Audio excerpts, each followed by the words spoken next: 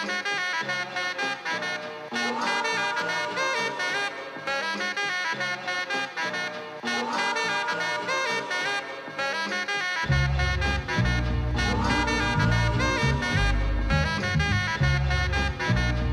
listening to Rivals of the East. Welcome back to Rivals of the East. I'm your host, Buzz, co-host Sean. What a wacky, wild week of football, Sean. Tua leading the Dolphins to an incredible comeback, and the Patriots actually winning a game. Unfortunately, the fact that they're actually in a position that you have to hesitate when you say that, that's an issue. Well, I don't know about you, but I know you were recently moving and everything, so you kind of watched the game on replay and all, but Patriots looked like they were in a dogfight there for a while, at least I saw, but I was busy going through a wide range of emotions watching the Dolphins and the Ravens. If there were ever a tale of two halves, holy smokes. Did you catch that game? Unfortunately, I did. Yeah, so as everybody's probably well aware of, we'll talk, Sean and I will recap week 2 here as far as Patriots, Steelers, and Dolphins, Ravens. But, man, I'm not one to say I'm too proud to admit I was wrong. I was definitely wrong when I thought this team would be a run-first team. You looked at the way that the background of McDaniel, and you looked at how this team was kind of being put together. I really did think that Miami was going to rely more on the run game, but only one problem, Sean. They can't run. So they've got to rely on Tua. And I don't know if you know this or not. They've had to rely on Tua so much. Did you know that the leading passer in the NFL in yards is Tua? Next to Marino. I don't know. I haven't seen him wear a pair of Zuffa pants. I think that's what they were called. The zebra stripe ones from the 80s. But I digress. No, it was an incredible game to watch the Dolphins rally behind. I will say this. Tyreek Hill, incredible player. Especially, thank God for us, Marlon Humphreys got taken out of the game, and Marcus Peters only played half a quarter because Lamar Jackson played absolutely perfect. We couldn't stop Lamar until the fourth quarter, where it was a 4th and 1 that Miami stopped them from converting, which we were rallying back from a 28-7 deficit coming out of the half. Tua looked awful in the first half.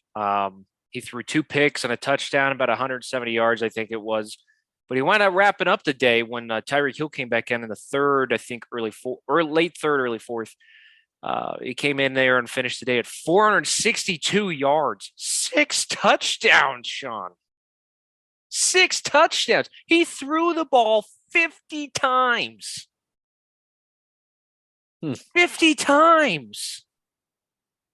Is this to a guy? I'm not sure. I was astounded. I was like 50 times. So I was wrong. Apparently, Miami is a pass-first and pass-happy team, which, if you got Jalen Waddle, who, by the way, if you go back and listen to our old podcast, I said was going to be the breakout star of the Miami Dolphins this year. And, Sean, needless to say, my thoughts real quick before I ask you yours is I thought that Tua did a great job bouncing back from a terrible first half. I thought the defense played absolutely atrocious.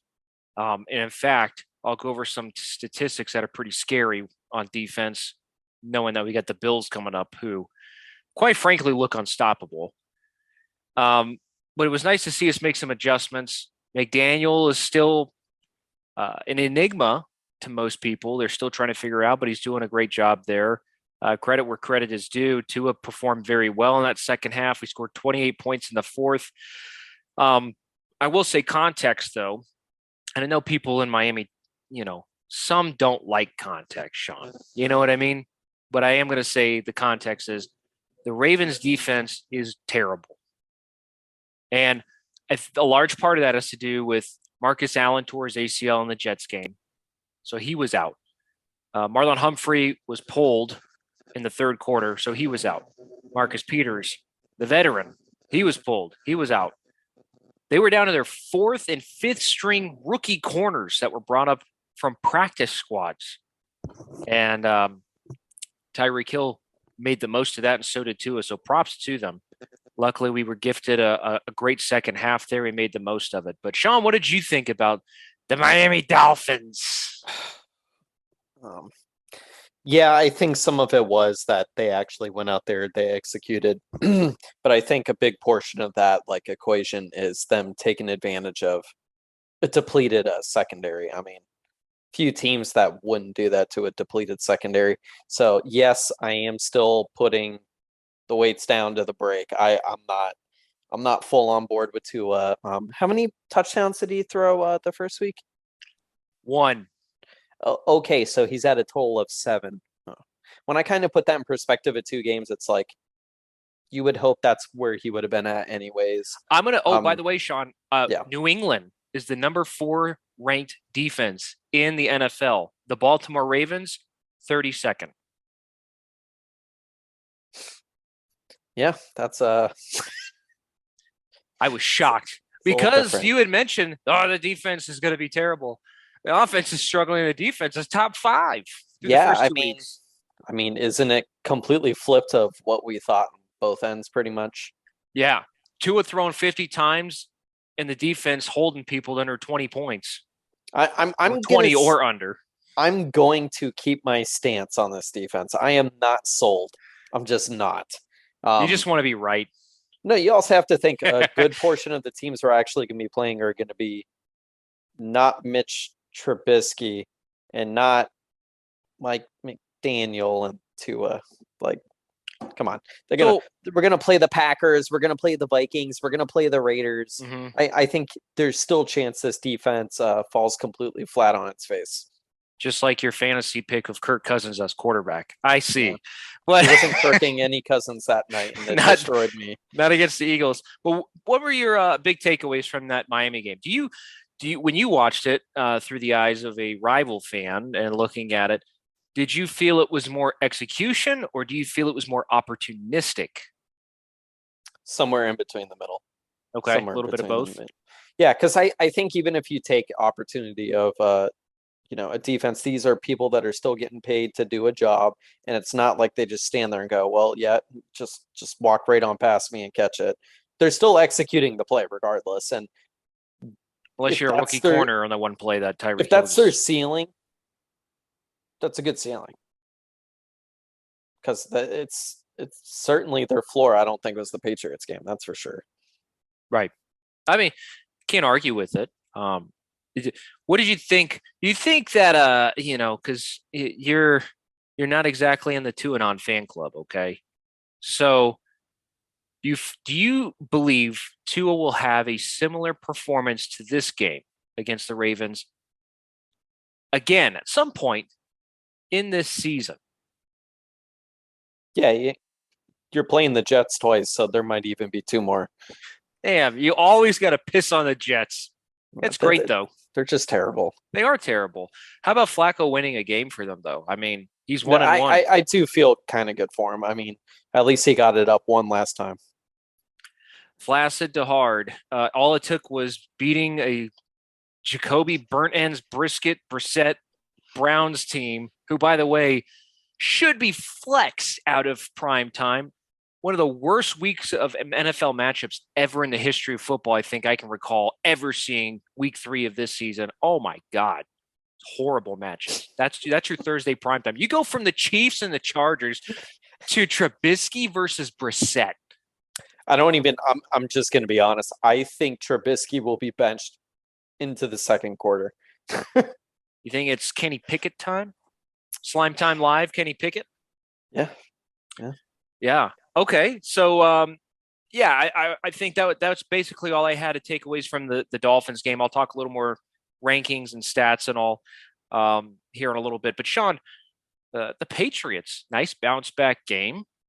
You're against the Steelers. Aguilar showing up after he heard your comments about him and week 1, I think. I'm going to say it's because of that. Yeah, I'm going to go ahead and say, like, there's this specific aura that I have where it's just like, just got to prove me wrong. And I mean, if it's going to be Aguilar, it's a good thing because I'll take that. If that's what he can do, that makes me feel better. But in no way, shape, or form am I actually excited or happy about this Patriots offense? I'm not sold. Um, it wasn't like it was the best defense in the league, and you kind of, just barely did anything against them even without TJ Watt. So nothing was really impressive. They ran it, and when they ran it, they did fine yet again. I'm not really seeing chunk plays in the run game. It's usually like 8, 10 when they actually get decent runs, but I'm not seeing that explosive game. I think if they were to pop off, maybe they would change the offense a little bit and they would probably, start going to a little more runs because I feel like it's early run and then late in the game they're running. It's the same consistent thing I've seen. And one of my biggest question marks actually has been play action's been working and you've been running pretty decent. Why not do it more? Yeah. You're giving yourself an opportunity to set yourself up for a run. And if you're not running, you could pass doing it. I don't understand. I mean, you would think Bill Belichick and all of his genius and glory, would know something like that. So who am I? Well, I think one of the biggest factors of this team is going to be, can they sustain it? And more importantly, will Mac Jones at some point attack the middle of the field? Actually, they did a little bit more of that. I was looking at They that. did, but They finally did a little more of it. But the biggest thing is, what are you spending almost 80 million on these two tight ends, and yeah, 4 catches in 2 games out of the two of them. It's a little baffling. And then I saw this statement that was floating around Patriots wire out there saying that that was maybe potentially part of the game plan. And I go, I don't think there's ever a week in any week of football you ever go, yeah, I'm not throwing to my tight ends that I pay money on. Like if they're good, that's why they're getting paid. So why wouldn't you throw to them? right. I think it is a little excessive that it's 2 weeks in. You've only had those, how many targets? Probably not many. It's probably 7 or 8 because I believe Henry had either 2 or 3, and I knew Janu had 4 to 5 because I believe he made either 3 or 4 catches for like 56 yards. Now, in defense, I will say, Mac Jones threw an interception in this game. Minka Fitzpatrick, though, is quite the playmaker, so you can't really fault that. He's kind of a ball hawk, Yeah. but I would say overall, I did notice that the Steelers were missing TJ Watt. He is going to be leaving a little bit of a hole there. The defense was still pretty sturdy, though. That's Mike Tomlin and Brian Flores and company. So I'm not sure that's going to shake out. I don't know when TJ Watt's coming back, but obviously you got the W. That's all that matters, sitting at 500 right now, and you're going into Baltimore, Yeah. And where speaking of Baltimore, they're injury ridden. So we'll talk about Ravens Patriots first. But Sean, you're going in against the 32nd, the worst ranked defense in the NFL. They obviously, Marlon Humphrey is still questionable. Marcus Peters is slated to start. Marcus Allen out for the year with the ACL. They are very bare bones, very hurt by the injury bug. Lamar's playing lights out, MVP level. However, that wasn't enough to seal the deal or win the game against the Dolphins when they were up by 4 scores just about. So how do you feel? What's the strategy you think Bill's going to roll into Baltimore with? He and Harbaugh are pretty familiar with each other, but this is a vastly different scenario here.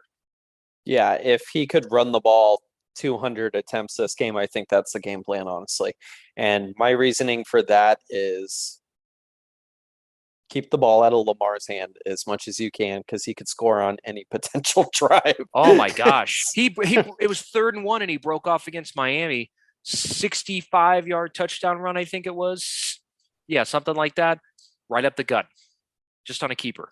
Yeah, Explosive. and that's why I think they probably need to do what the Jets have probably have done to the Patriots offense in years while, where we're just going to limit the amount of time they have possession of the ball. And I think you're going to see him trying to set up the game with a ton of runs. And then maybe we'll actually see those play actions unleash. But outside of that, they just got to take care of the ball. They cannot afford any opportunities of not scoring in the red zone. They have to score every point because I think that's just where this team is that they're not good enough star power wise that they could just punch themselves back into any match. I think they have to play mistake free Mhm. and they have to play ahead. Well, I think this is the game where you attack the middle. Yeah.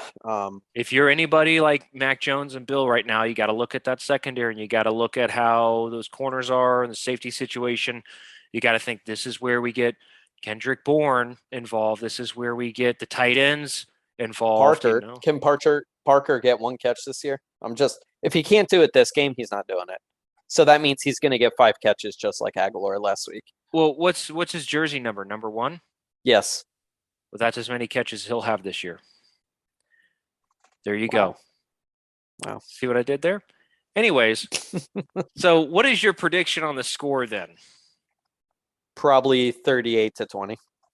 You think New England's putting up 38 points? No, I think they're losing. Oh, I was about to say, oh my God. I can't even imagine 38 points with that offense right now. So you think you're seeing a Patriots loss? Yes, 100%. Wow. You have little faith in them this year. I You're just think like all the other Patriot fans. how I see it is hey, each game they're continuously getting a little better on offense. They're showing a little more improvement. They're scoring, more points on the amount of drives they're getting. It's just not enough. I think this team's going to put so much pressure offensively that it's going to force them to potentially turn over the ball a few times, just trying to keep up pace. We see yet again another Mac Jones pass errantly thrown downfield for a pick. So this is getting a little concerning because going back to even that first week, he made a decision where there was no separation, and I'm going to throw against the best corner by throwing a 50-40, 50-30 like pass. Like I don't understand. And it seems like he's making that decision yet again against the Steelers this week. So I'm not confident in this team. I don't think they're going to win. And if they do, it's not going to be pretty because they can't score. Well, I think that you're probably right about a loss. New England in this game, I think, is going to be outmatched firepower-wise with Lamar on offense. In the shootout aspect, we look at the Dolphins game. There was a template they had there that worked in the first half. The only problem was that, again, the injuries, and then they just played prevent defense for 2 quarters. When you have Tyreek Hill and Jalen Waddle on the other side, you can't let up, which I'll talk about for the Dolphins-Bills game. But I think Lamar Jackson is going to have probably a solid, respectable, good game. I don't think Bill's going to allow him to do what Josh Boyer allowed him to do. But I do think that he's going to get his because he is an explosive player and he is playing at an MVP level. So I'm going to say Mac Jones puts up probably about 250 and he'll get like a pair of touchdowns. I don't think he throws a pick. I think he conserves this time, but I foresee Ravens probably winning this one 31-17 is what I think it's going to wind up being. I just don't I think it'll be a couple scores, but I just don't think it's going to be New England's time for this one. So I got to agree with you there. When we're talking about the other game of this week, probably one of the most anticipated games this week, not just because the week of week 3 is terrible in terms of games. There's a couple good ones. This being one of them. Miami Dolphins play the Buffalo Bills in Miami Gardens. They're at home in Miami. It's going to be hot. They play on Sunday. And Sean, I mentioned Tua had the number 1 passing yards in the NFL. You want to know where Josh Allen falls? Let's look at this list. I'm going to give you the top 5. If you told me this was the top 5 in preseason, I would have called you a damn liar. I want you to hear this. This is how much of a parody the NFL is right now. Okay, so just bear with me here. Number 1, Tua Tagovailoa, 739 yards, 7 touchdowns with 2 picks. Number 2, Carson Wentz, 650 yards, 7 touchdowns, 3 picks. Number 3, this one's for you, Sean. Joseph Flacco, 616 yards, 5 touchdowns, Only 1 pick. You would have thought we're playing Madden. Finally, in number 4, Josh Allen, 614 yards, 7 touchdowns, 2 picks. And rounding it out at number 5, Justin Herbert, 613 yards, 6 touchdowns, 1 pick. Now, as far as offenses go, here's the interesting thing. Okay, so we talked a little bit about the Ravens defensive ranking and all, but here are the offensive rankings. Miami is the number 2 offense in the NFL right now, the number 2, and the Bills are number 3. So you're thinking, wow, Miami is really doing something this year. We've kind of been down this road before. We had a few years back where we had a big game against the Saints.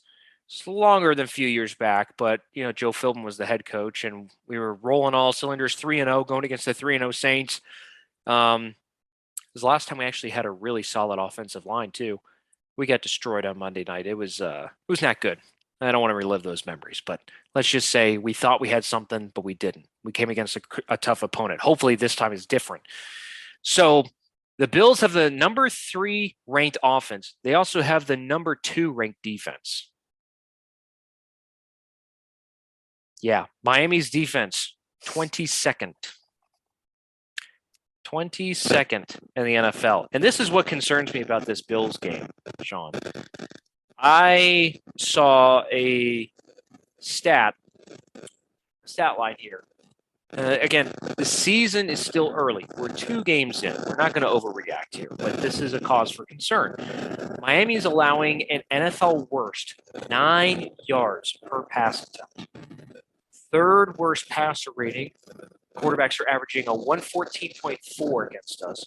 And 5th worst completion percentage, giving up an average of 71.2 completion percentage. We're tied 4th worst for sacks at 2. And we have the worst pass rush for pressures in the NFL. So this is obviously a big game for Miami. Before I give my thoughts, Sean, what do you see going down here? Similar scenario to the Patriots, where I think the offensive pressure the Bills are going to generate on every single drive is going to force a few errant coaching decisions and quarterback decisions. And I think they'll probably be down majority of the game 2 to 3 scores. So they'll be trailing, and they'll probably try to make it respectable in the end. 31-20. 11 points. Yeah, I could see that. I haven't picked Miami to win any game this season so far, and I feel bad about that. People are probably starting to wonder if I should even be calling myself a fan, because I didn't pick the Dolphins. Now, the reason why is because, I gave New England and Bill a lot of credit because we've been in scenarios before where we've heard Bill and the company don't know what they're doing, and then they come out of the gate beginning of the season, they look as good as ever. I didn't realize just how bad the offense was this year. I know there's reports. There's always reports, but you don't know until you're there on the field. So, that one where my thought process was. And then the Ravens game, of course, I thought I was right on the money there in that first half, but I did not foresee a comeback like that, which I'm happy about. So I looked at that. If I had known that we had that kind of capability, wow, but I would say I don't doubt Miami. I believe that we've got a much better football team than we've had in quite a while. One of the best rosters we've had in probably 15 to 20 years, 15 to 18 years all around. It's just the Bills are probably the best team in the NFL right now. Hands down. I don't know if anybody watched the Monday night game they played against the Titans. Mark your calendars for that date, because I think that's the date that everybody realized like Derrick Henry is probably not the same. At least that's what I saw. He averaged 1.7 yards, I think it was, a carry against the Bills. And then you had to rely on Ryan Tannehill. And as a Dolphins fan, We all know too well how that goes. So, not going to win you a game. However, the Bills have stomped the Rams, Super Bowl champs, and the Titans, number one AFC seeded team last year in the playoffs. Both could be a little bit different now, and I understand that, but you can't really ignore a 41-7 beatdown. Now, what's in Miami's favor in this game, I think, Sean, is that the injuries have kind of piled up on Buffalo's defense. Tre'Davious White is out, so he's not going to be there. Micah Hyde is day-to-day right now with a neck injury. You've got Ed Oliver, who's probably actually going to play. He did limited practice today, I believe it was. And you also had Milano at linebacker, who had that pick six on Tannehill. And he's probable, they said. Some reports have said questionable, some have said probable, but he's taking it day by day, and he's not practicing. So we're getting Buffalo, I think, at a right time when it comes to the injury bug. I don't think that's going to be enough, though. I just think Josh Allen, Stephon Diggs, Devin Singletary with pass catching ability out of the backfield. Gabe Davis is going to be back for the Bills as well. Tight ends are playing well. They're a real complete team. That offensive line is really stout for the Bills. The pass protection is off the charts. Now, they can't run the ball. They've had that problem for a few years, but do you really need to when Josh Allen's getting you 80 yards a game and he can extend plays and, Diggs just runs a crosser and he gets them for 50 yards every time? You know what I mean? So I think Miami's probably not going to pull this one out. I think we'll be a lot more respectable than, let's say, 35-0, or, what was the last one? We lost 50-something to 21, I think it was the last game of the season a couple years ago, where Tua threw 3 interceptions. Now, Be nice to see that again, but Tua's worst games of his career have always come against Buffalo. He has thrown, I believe it was 7 interceptions and 1 touchdown against the Bills defense. So this is a real big test. Again, Justin Poyer's still playing. If Ed Oliver's there, you got Von Miller. You're going to have AJ Epinesa, who broke his ribs a couple years ago or last year in week 2 or 3 it was. So there's a lot of hard-hitting guys there. There's a lot of depth that the Bills have. I don't think, even if the Bills are up by multiple scores, I don't see them taking their foot off the gas, Sean. They're not a team that does that. McDermott and them, they feel they should be the Super Bowl champs, not the Rams, or they should have gone. So they're playing with a lot of piss and vinegar. And I think that boils over into this divisional game, which, by the way, they haven't played yet. So this will be the first one in the division. So I think Bills win probably 38-21. So that's my final score prediction. Bills win 38-21. Just a little too much for Miami to be able to compete with. Even with Tyreek Hill and Jalen Waddle, I still think it's going to put a lot of pressure on that defense. And that defense is just not cutting the mustard right now. So those are my thoughts on that. But as we progress here in the season, I would like to see from Tua. This would be my moral victory, Sean. If Tua can play a respectable, solid game. And what I mean by that is if he can get 265 plus, if he can not turn the ball over, maybe a couple touchdowns, not make boneheaded throws like in week 1 or in the first half of week 2. If he can play more like that second half in the Ravens game, I will be definitely feeling a lot better, even with a loss, right? Because that would put us at 2-1. I just think that if we get the same Tua we've seen in every Bills game, that's not a good sign. To me, that just says that second half against the Ravens was an outlier. It's an exception. It's not the rule. And that's what you don't want to hear or see about your quarterback. You know what I mean? Especially when they come from Alabama, Sean. Yeah, we know about that.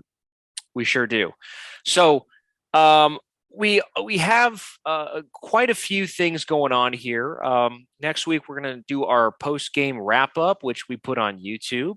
So you can check it out there. This week, a little bit hectic. Family sick with COVID. Sean, of course, you've had a newborn and moving. So this week we took off, but we'll be probably pretty much back up next week. So we'll be putting our post-game reviews there. We'll also have our standard episodes of podcasts you can check out on Podbean, Apple Podcast, as well as clips on YouTube and or Instagram for breaking news, injury updates, things like that. So you can check us out on there. We also have an email if you do want to send in any questions. We'd like to get questions from everybody if you have them. rivalsoftheeast@gmail.com.